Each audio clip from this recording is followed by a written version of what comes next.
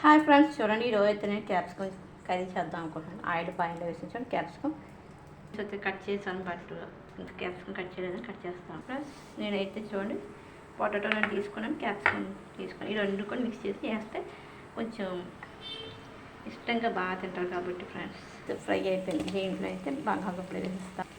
ఇందులో పొటాటో వేస్తామండి. పొటాటో ముందు వేగాక తర్వాత క్యాప్సికమ్ వేస్తాం. కర్రీ టేస్ట్ రావడం ముఖ్యంగా అయితే ఆనియన్స్ బాగా ఫ్రై అవుతూనే బాగుంటాయండి.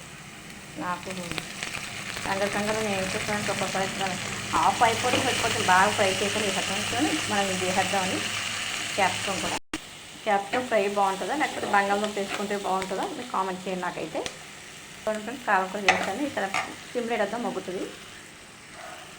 చూడండి మా హస్బెండ్ ఇలాగ తెచ్చేస్తాను ఎక్కువ పచ్చిగా. చూడండి కొన్ని ఫ్రై చేస్తాను, ఇప్పుడు కొన్ని ఫ్రై చూడండి ఫ్రెండ్స్ మన కర్రీ రెడీ అయిపోయింది. క్యాప్సికమ్ బంగాళదుంప పక్క